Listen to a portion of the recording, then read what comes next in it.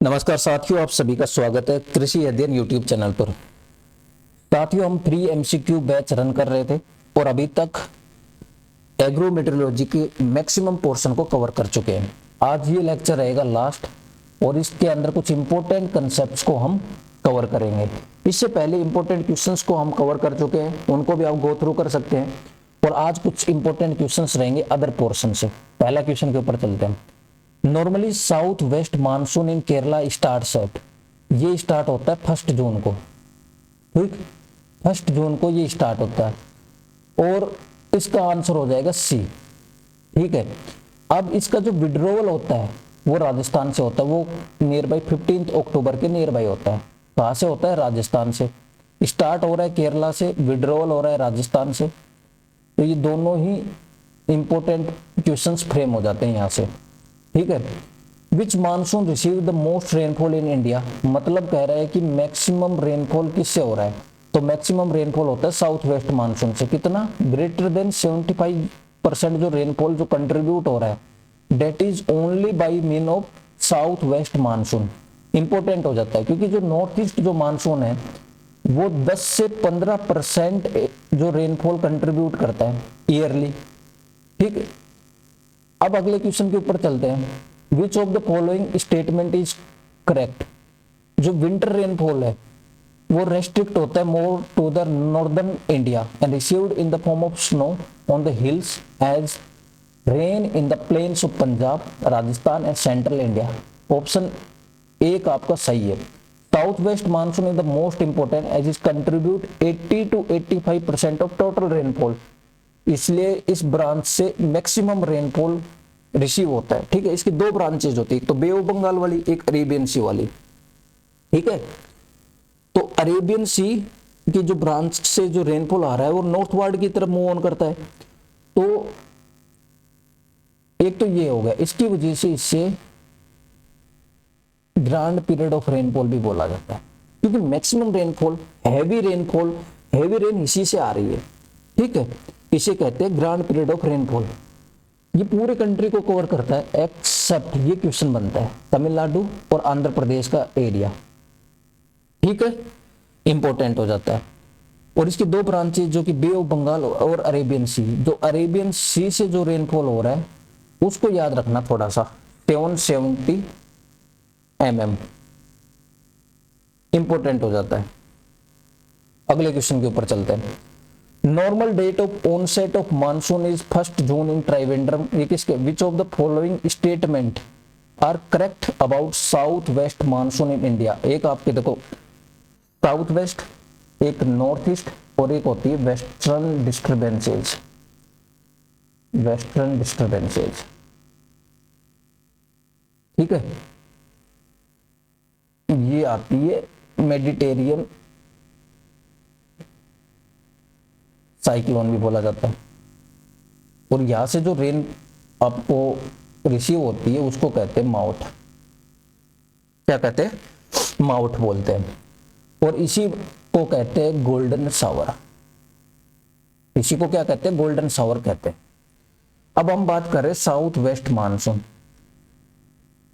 हम समझ चुके हैं कि इसको ग्रांड पीरियड ऑफ रेनफॉल क्यों कहते हैं। इसी प्रकार से जो नॉर्थ ईस्ट मानसून है उसे हम कहते हैं रिट्रीटिंग मानसून। ठीक है, जो सितंबर से लेकर दिसंबर तक जो रेनफॉल होती है that is because of north east monsoon. ठीक है, इसे पोस्ट मानसून सीजन भी बोलते हैं। इसके बाद यहां पर है El Nino.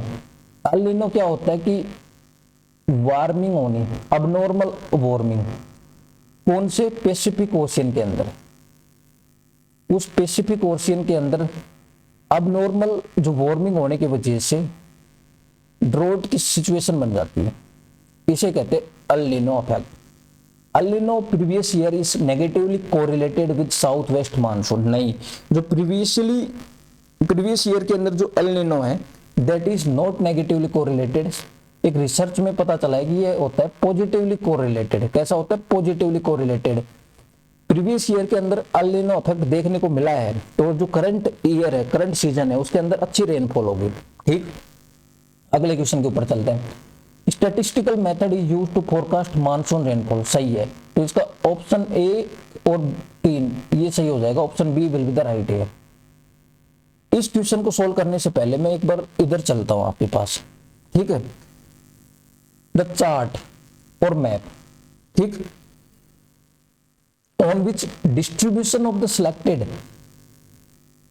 meteorological elements over a large area at a specified instant of time is represented, क्या कहना चाह रहा है?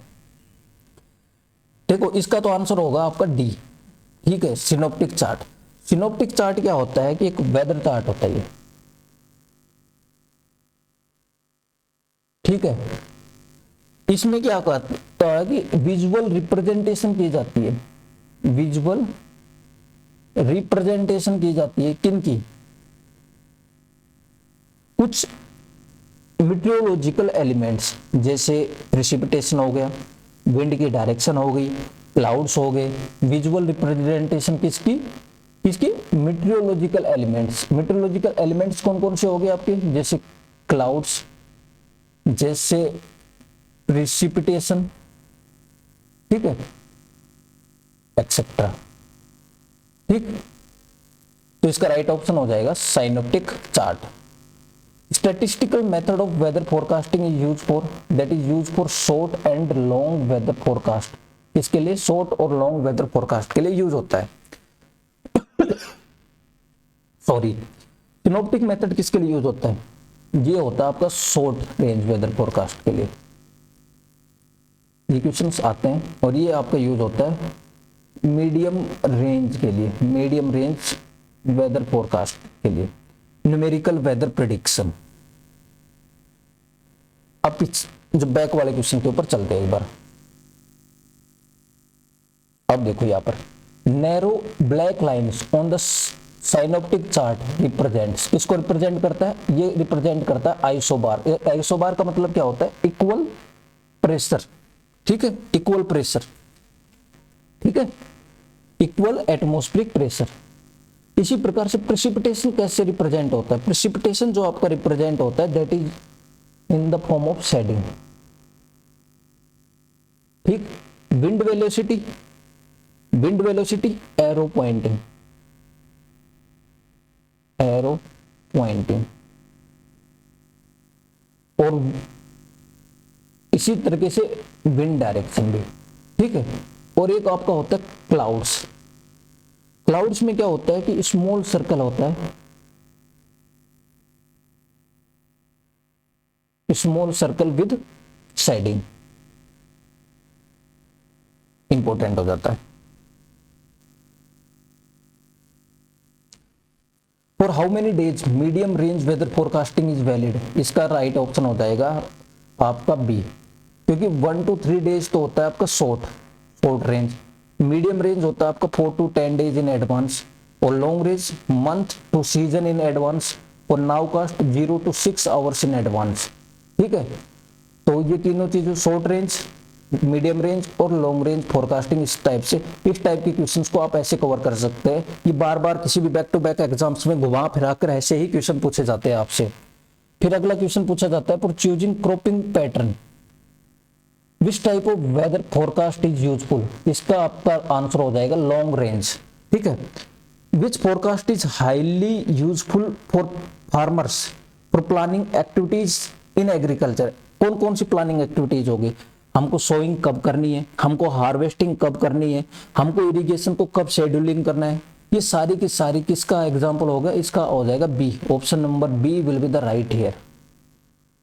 अगले क्वेश्चन के ऊपर चलते हैं। The centre of cyclone is a calm area, it is called the of the storm, ठीक है। इसका राइट ऑप्शन हो जाएगा सी आई, ठीक है। साइक्लोन क्या होता है कि एक ऐसा एरिया जिसके सेंटर के आसपास लो एटमॉस्फेरिक प्रेशर बिल्ड हो जाता है, और लो एटमॉस्फेरिक प्रेशर बिल्ड होने के वजह से जो लार्ज स्केल जो एयर मास है उसके चारों तरफ रोटेट करता रहता है, उसे कहते हैं साइक्लोन।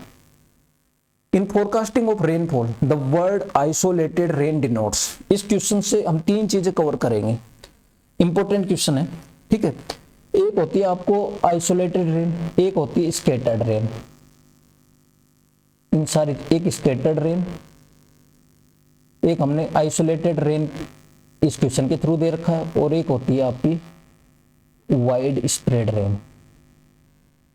इन सारी चीजों पे वाइड स्प्रेड मतलब 75% एरिया से 75% एरिया से ज्यादा को कवर कर रहा है, ठीक है। और स्कैटर्ड रेन 1/3 to 2/3 एरिया को कवर कर रहा है, और आइसोलेटेड 1/3 से कम, ठीक है। Option number B will be the right here. अब इस टाइप के क्वेश्चंस बैक टू बैक किसी भी एग्जाम्स में आते हैं। अभी रिसेंटली 2 एग्जाम्स के अंदर यहां से क्वेश्चंस आए, उनको देखते हो। एक होता है आइसोटैच, ये क्वेश्चन अभी पूछा गया था, ठीक है। और एक क्वेश्चन आपसे पूछा गया था आइसोनैप। आइसोटैच क्या होता है? Equal wind velocity, equal wind speed, ठीक है। और आइसोनैप क्या होता है? Equal amount of cloud cover. इसका तो राइट ऑप्शन हो जाएगा आपका ऑप्शन नंबर सी। इसी प्रकार से जो आइसो हाइट होती है वो इक्वल अमाउंट ऑफ रेनफॉल को रिप्रेजेंट करता है, ठीक। इस टाइप के क्वेश्चंस आपके फ्रेम होंगे किसी भी एग्जाम्स के अंदर, घुमा फिरा कर ऐसे ही क्वेश्चन पूछे जाएंगे, इंपॉर्टेंट हो जाते हैं आपके किसी भी एग्जाम्स के लिए, ठीक है। जय हिंद, जय भारत।